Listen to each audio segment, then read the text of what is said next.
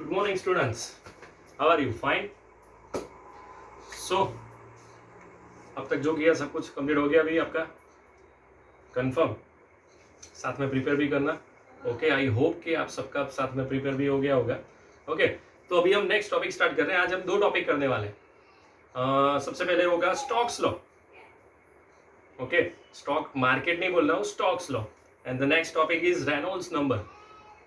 Okay, वो दोनों topic करेंगे, उसकी दो फॉर्मूला है. और उसके बाद हम उसके न्यूमेरिकल्स करने वाले हैं, एक्सरसाइज में और एग्जाम्पल में मिलके.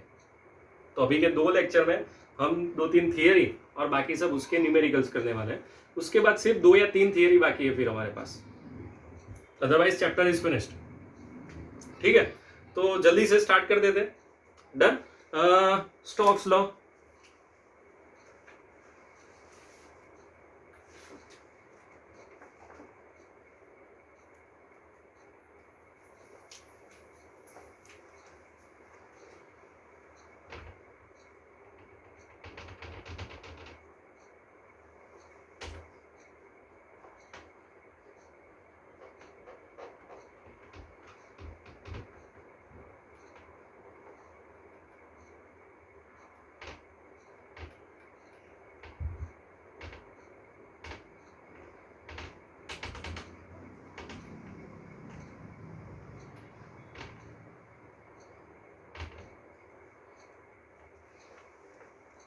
टेक्स्ट में ये डायग्राम ड्रॉ नहीं किया है, लेकिन मुझे आपको ये थियरी समझाने के लिए ये डायग्राम ड्रॉ करवाना पड़ेगा, क्योंकि टेक्स्ट में डायरेक्ट आंसर ही लिखा है.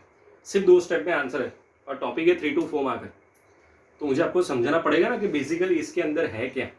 ठीक है, तो स्टार्ट कर रहे हैं भाई. जो है उसके अंदर वो रेडी. तो ये डायग्राम हमें समझना पड़ेगा अच्छे से, तभी आप स्टॉक्स लॉ समझ पाएंगे. तो फिर स्टार्ट करें. ओके, ठीक है, तो फिर स्टार्ट कर रहे हैं भाई. एक फ्लूइड है, उसके अंदर मैंने ये पोर्शन, ये स्फीयर है ना, उसको मैंने फ्री मोशन दे रहा हूं. तो सबसे पहले जब हम उसको रखेंगे तब उसकी स्पीड कितनी होगी?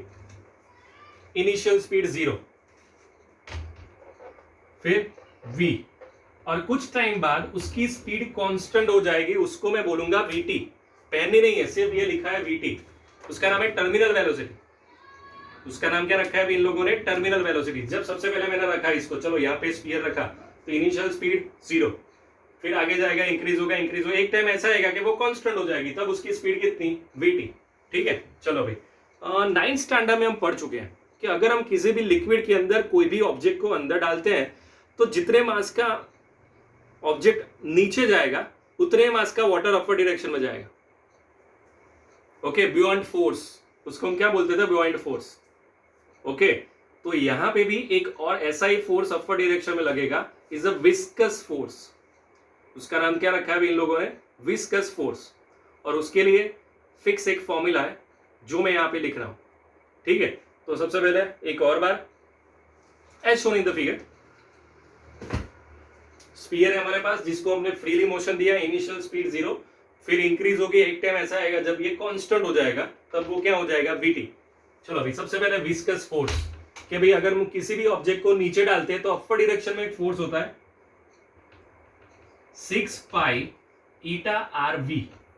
फर्स्ट इक्वेशन 6 पाई ईटा rv. डन. उसके बाद दूसरा फोर्स किसका? जो ऑब्जेक्ट हमने डाला है वो. तो भाई mg लिख सकते हैं, लेकिन मैंने m की जगह पे रो vg लिख दिया. ठीक है, चलो भाई. वॉल्यूम कितना? 4/3 पाई आर क्यूब. तो भाई ये हमारा सेकंड इक्वेशन F2 के लिए. और अभी एक थर्ड फोर्स लगेगा जो इस फ्लूइड की वजह से, मैंने ऑब्जेक्ट लिया, उसकी डेंसिटी कितनी? रो. अब मैं फ्लूइड ले रहा हूं, उसकी भी कुछ डेंसिटी होगी ना. कोई भी ऑब्जेक्ट हो सकता है, पेट्रोल, केरोसिन, व्हाटएवर, वाटर भी हो सकता है, कुछ भी हो सकता है. तो यहां पे मैं लिखूंगा F3 रो ओ 4/3 पाई आर क्यूब g. ये थर्ड इक्वेशन. अब मुझे ये तीनों के तीनों फोर्स सॉल्व करने हैं. एक और बार, सबसे पहले मैंने ऑब्जेक्ट रखा ऊपर से नीचे. ओके, इनिशियल स्पीड 0, फिर इंक्रीज हो रही है, एक टाइम ऐसा आएगा तो कांस्टेंट हो जाएगा. उस कांस्टेंट स्पीड का नाम क्या? t, vt, terminal velocity. ठीक है, अब इसके ऊपर 3 फोर्स अप्लाई हो रहा है। सबसे पहले अगर मैं ऑब्जेक्ट को नीचे डालूंगा तो अपवर्ड डायरेक्शन में इस चैप्टर में लिए हम क्या यूज करेंगे, viscous force 6 pi eta RV. चलो अभी लिख दिया, 6 मतलब 6, पाई मतलब पाई, ईटा मतलब कोएफिशिएंट ऑफ विस्कोसिटी, इसके पहले वाले चैप्टर में सॉरी टॉपिक में किया था वो। ईटा आर मतलब रेडिएशन, वी फॉर वेलोसिटी। फिर दूसरा फोर्स जो इस ऑब्जेक्ट की वजह से होगा एम जी, उसका हो गया रो 4/3 पाई आर क्यूब जी। और तीसरा जो इस लिक्विड की वजह से होगा या फ्लूइड की वजह से होगा ये है। तो अभी मैं तीनों को एक साथ लिख रहा हूं। So final force is equal to F equal to F1 minus F2 minus F3। इन तीनों का एडिशन 0 हो रहा है क्योंकि वो इक्विलेटरल है इसलिए। तो यहां पे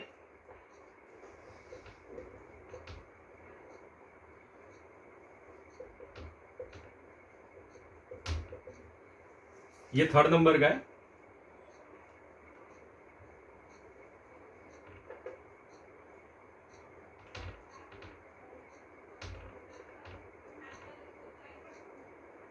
डन। विस्कस फोर्स सबसे लास्ट में, पहले ये दोनों फोर्स F1 F2 और उसके बाद F3। चलो भाई मैं आप सबकी वैल्यू पुट कर रहा हूं। चलो भाई यहां पे मैं लिख रहा हूं, ये यहां से यहां आ गया मतलब प्लस माइनस का प्लस हो जाएगा 6 pi eta r v, v for velocity. लेकिन अभी मैं क्या लिखूंगा, वी की जगह पे वीटी। यहां पे क्या हो जाएगा, rho 4/3 pi r cube g, rho ओ 4/3 पाई आर क्यूब जी। चलो भाई यहां तक किसी को डाउट? श्योर। अब कुछ कॉमन निकाल रहे हैं, जो निकल रहा है वो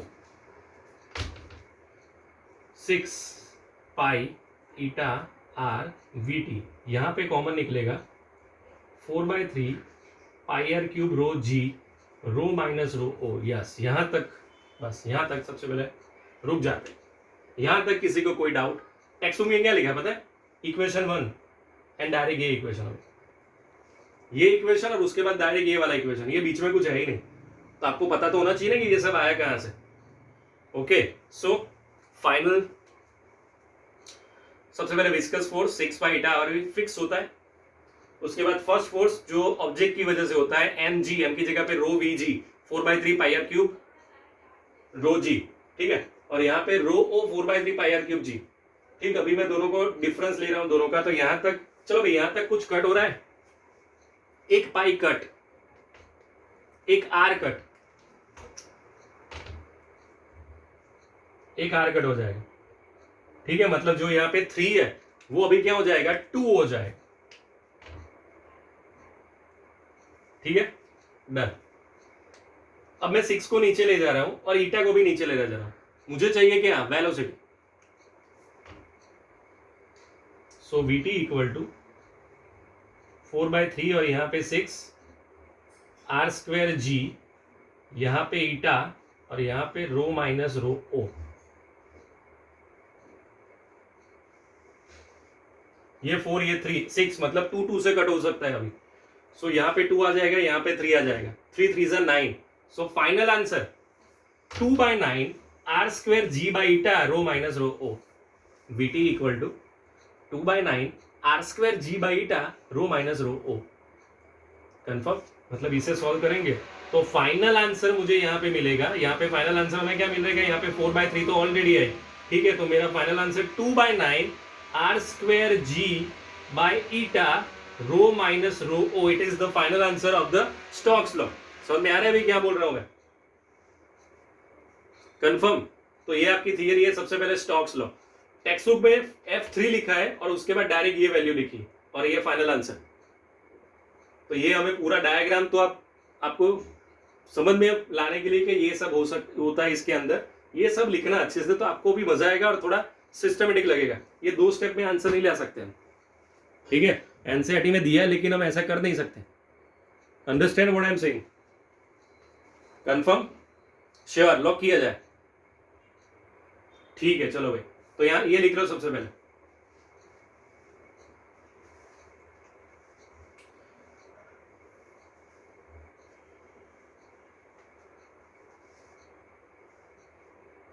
जल्दी जल्दी सर। थियरी देख लेते हैं कितनी हुई। यस, सबसे पहले pressure, next density, next Pascal's law, next variation of depth वाला P equal to PA plus h rho g, next equation of continuity, next Bernoulli equation, next Torricelli, next venturi, done, next viscosity, next Stokes law, next Reynolds number. भाई ये जो topic है ना वो इस बार के topic में कैंसल है, रेनॉल्ड्स नंबर कैंसल है, डिलेटेड पोर्शन। और उसके बाद वाला जो टॉपिक है ना सरफेस एनर्जी, सरफेस टेंशन, वो भी कैंसल है। लेकिन आपकी JEE नीट की एग्जाम है 22 में, तब ये कैंसिल नहीं हो सकता। समझ में आ रहा है मैं क्या बोल रहा हूँ? तो मैं अभी आपको ये रेनॉल्ड्स नंबर करवा रहा हूँ, बहुत छोटा सा टॉपिक है, सिर्फ याद रखना है ना। तो ये फॉर्मूला एटलीस्ट याद रखना, तो तब हमें जब आप कर रहे हो सॉल्व तो आपको ये ना लगे कि ये फॉर्मूला कहाँ से है। Same to same surface energy, surface tension में भी वो सब फॉर्मूला यूज होती है JEE नीट। डन। तो 21 के लिए कैंसिल किया ना, 22 के लिए थोड़ी कैंसिल हो गए, है ना, इसलिए। तो ये कंप्लीट। तो अभी हम आगे जाए, लॉक किया जाए, डन है।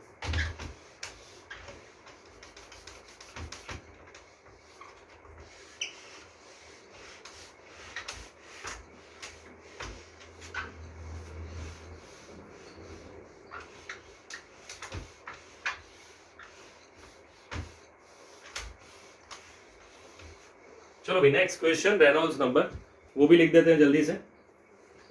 इजी सा अच्छा सा टॉपिक है, सिंपल सा, स्वीट सा, very sweet. Okay, done.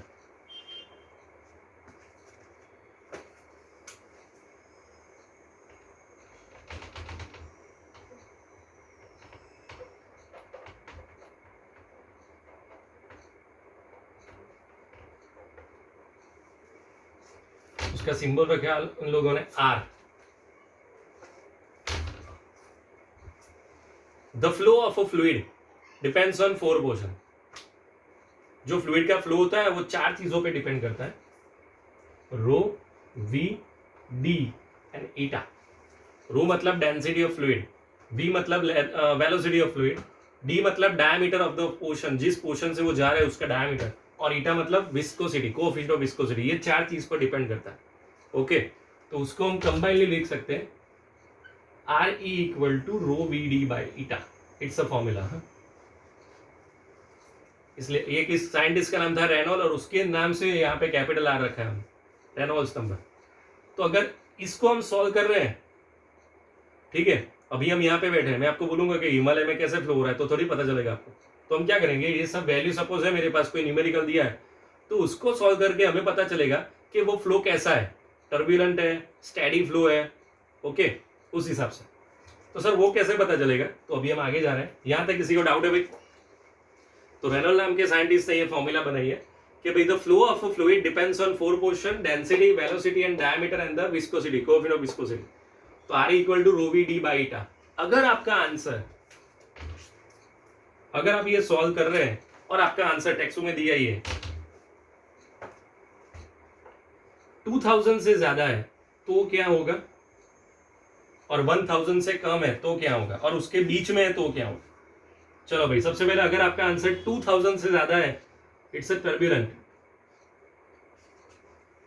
Okay, अगर आपका आंसर 1000 से कम है तो क्या होगा?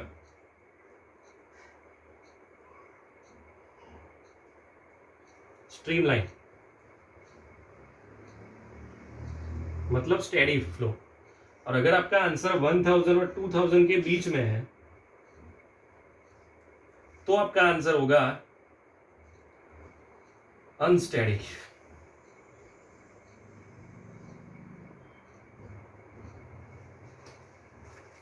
तो सबसे पहले तो ये समझो टर्बुलेंट में और अनस्टेडी में फर्क क्या है भाई। सबसे पहले तो ये चीज, चलो वन मोर टाइम। अगर मेरे पास फॉर्मूला है R equal to rho VD by eta, rho VD by eta. अगर आपको कैलकुलेशन में फाइनल आंसर आ रहा है आपका 1000 या उससे कम आ रहा है, तो आपका आंसर क्या आएगा भाई? स्ट्रीमलाइन। कि भाई हमें जो फ्लो मिल रहा है वो स्टेडी फ्लो है, स्ट्रीमलाइन, फिक्स स्पीड से जा रहा है। अगर हमारा आंसर आ गया मोर देन 2000 तो टर्बुलेंट। भाई टर्बुलेंट का मतलब क्या कि अगर वो इंक्रीज हो रहा है ना तो वो फ्लो इंक्रीज ही होगा कॉन्स्टेंटली। सपोज पहले 5 था, फिर 10, फिर 25, 50, 100, 200, ऐसे इंक्रीज ही होगा। या फिर अगर डिक्रीज हो रहा है तो डिक्रीज ही हो रहा है। It is known as turbulent. और अनस्टेडी मतलब कुछ फिक्स नहीं है भाई, पहले इंक्रीज हुआ, फिर डिक्रीज हुआ, फिर इंक्रीज हुआ, फिर इंक्रीज हुआ, फिर डिक्रीज हुआ, हम लोगों की तरह, मतलब कुछ फिक्स नहीं है। समझ में आ रहा है? कहीं कभी भी कुछ भी हो सकता है उसमें। Done, understand? तो ये था अभी हमारा रेनॉल्ड्स नंबर, ये फॉर्मूला याद रखना। और ये 3 पॉसिबिलिटी, अगर लेस देन 1000 है so our answer is streamline, between 1000 and 2000 it is unsteady, and more than 2000 so our final answer is turbulent. तो ये था हमारा रेनॉल्ड्स नंबर। तो अभी हम कर रहे हैं, एक काम कर रहे हैं, अभी हम न्यूमेरिकल कर रहे हैं। तो ये दोनों टॉपिक किए हमने। सबसे पहले टेक्स्ट को ओपन करके देख लो भाई आप लोग। सबसे पहले स्टॉक्स लॉ के देखो थियरी में, बहुत छोटी थियरी दी, पेज नंबर 263 एंड 264। देखो सिर्फ 2 इक्वेशन दी है। 10.19 F equal to 6 by eta RV, R की जगह पे उन लोगों ने ए लिया है, ए मीन्स रेडियस। ओके, और सेकंड इक्वेशन 10.20 और उसके ऊपर, मतलब 3 इक्वेशन में फाइनल आंसर आ गया। VT equal to 2/9 r square g by eta rho minus rho O. उन्होंने रो माइनस सिग्मा लिया है, 2 अलग अलग डेंसिटी की वजह से। लेकिन फिर सिग्मा मतलब फिर चेंज हो जाएगा, मतलब आप चैप्टर 10 में पता 9 में पता चलेगा आपको सिग्मा का मतलब क्या है, स्ट्रेन एंड स्ट्रेस। तो हम रो एंड रो ओ लग रहे हैं भाई, ठीक है? कोई डाउट भाई यहाँ तक? कंफर्म? ओके, ठीक है। तो भाई अभी न्यूमेरिकल कर रहे हैं, छोटा सा सिंपल सा मस्त टॉपिक है, जल्दी। रेडी? कंफर्म? ओके। तो न्यूमेरिकल ऐसा है भाई, the terminal velocity of a copper ball of radius 2 millimetre. चलो सबसे पहले डेटा लिख रहे हैं भाई। इट्स एग्जाम्पल 10.10, रेडियस है हमारे पास 2 मिलीमीटर। डन, रेडियस क्या है भाई? 2 millimetre, falling through a tank of the oil 20 degree Celsius. Temperature दिया है 20 डिग्री। ओके, फिर दिया है वेलोसिटी दी है 6.5 सेंटीमीटर पर सेकंड, 6.5 सेंटीमीटर पर सेकंड। विस्कोसिटी दी है, विस्कोसिटी फाइंड आउट करनी है, मतलब ईटा फाइंड आउट करना है। ओके, उसके बाद हमें डेंसिटी दी है, 2 density, density of oil and density of copper. तो डेंसिटी ऑफ कॉपर दी है हमें सबसे पहले 8.9 इंटू 10⁻³ MKS, और यहाँ पे डेंसिटी ऑफ ऑयल तो यहाँ पे होगा 1.5 इंटू 10⁻³, 1.5 इंटू 10⁻³ MKS। चलो भाई फॉर्मूला कौन सी होगी? VT 2/9 r square g by eta rho minus rho O. ये फॉर्मूला यूज करनी है। और हमें क्या चाहिए अभी? हमें चाहिए ईटा। तो सबसे पहले आपको ईटा को सब्जेक्ट बनाना है। चलो बनाओ बनाओ बनाओ, सब्जेक्ट बनाओ, और मुझे आंसर चाहिए।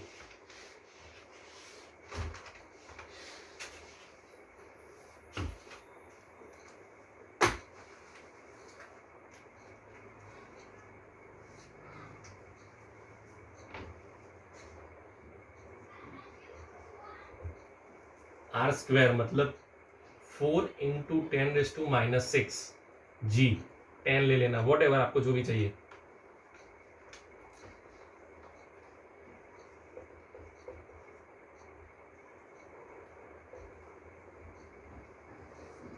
ठीक है, अभी VT नहीं, अभी मेरे पास ओके, VT की जगह पे 6.5 है ना, सेंटीमीटर का मीटर करना पड़ेगा ना, 0.065 मीटर पर सेकंड। ठीक है, अभी रो माइनस रो ओ। चलो भाई 8.9 10⁻³ 1.5 10⁻³ भाई 10⁻³ कॉमन, तो हमें यहाँ पे सिर्फ ये लिखना है भाई 10⁻³ और ये 10, तो डायरेक्ट में लिख रहा हूँ 10⁻⁴, और यहाँ पे हो जाएगा 8.9 माइनस 1.5। अभी इसको सॉल्व करना है, 8 माइनस 1 मतलब 7, 7.4। तो अभी इसको सॉल्व करो भाई, 2/9 4, यहाँ पे -2 0.065 एंड 7.4। चलो भाई इसको सॉल्व करना है अभी। अब आज आपकी बारी है, जल्दी कैलकुलेटर से कर सकते हैं, एनसीईआरटी लेक्चर है। ओके,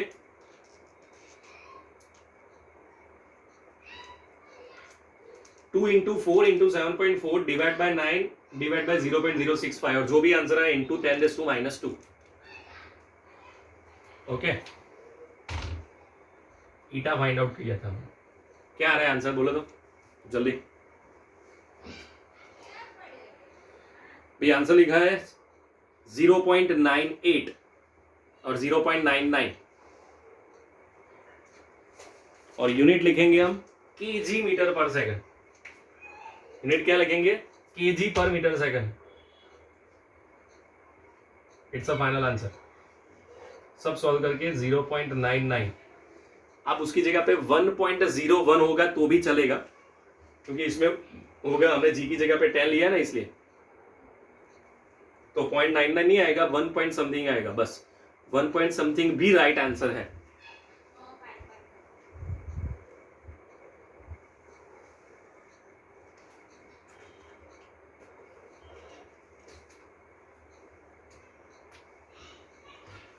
कंफर्म आ गया अभी आपका आंसर, श्योर? ठीक है, तो सबसे पहले स्टॉक्स लो भाई। आप जो भी फेयर बुक बनाए उसमें वो डायग्राम के साथ करना अच्छे से, और कथा भी थोड़ी अच्छे से लिखना। ओके, टेक्स्ट बुक में इसके रिलेटेड कोई कथा नहीं है बहुत ज़्यादा, लेकिन आपको अच्छे से लिखना है कि भाई density of the object rho, density of the fluid rho O, okay, viscous force in upward direction 6 pi eta RV, वो सब अच्छे से लिखना है। उसके बाद सब डेरिवेशन अच्छे से लिखना। टेक्स्ट बुक में कुछ नहीं दिया है, आपको सब कुछ करना पड़ेगा, वरना मार्क्स भी आपको कुछ नहीं मिलेगा। Understand what I am saying? तो एक चीज ध्यान रखना, ठीक है? तो स्टॉक्स लो, उसके बाद रेनॉल्ड्स नंबर ध्यान रखना, वो ध्यान रखने वाली चीज है, rho B D by eta. Okay, और उसके बाद स्टॉक्स लो का एक न्यूमेरिकल। कंफर्म? तो बस आज इतना रख रहे हैं भाई। नेक्स्ट लेक्चर में न्यूमेरिकल्स कर रहे हैं बहुत सारे, एक आध थियरी करेंगे, एक या दो जैसी, अदरवाइज हम पहले न्यूमेरिकल कर रहे हैं, जो एग्जाम्पल में जितने टॉपिक हमारे हो गए उसके रिलेटेड, ठीक है? क्योंकि अभी सिर्फ एक या दो टॉपिक बाकी है, और जो दो टॉपिक है उसमें से एक तो डिलीटेड है वैसे भी, सरफेस एनर्जी, सरफेस टेंशन, और दूसरा है बबल एंड ड्रॉप्स, और तीसरा भी एक है। ओके, लेकिन अभी देखते हैं, सबसे पहले न्यूमेरिकल ही सॉल्व कर रहे हैं, ठीक है? अंडरस्टैंड? श्योर? लॉ किया जाए? ओके, ठीक है, तो भाई आज इतना रख रहे हैं। See you in the next lecture, bye bye.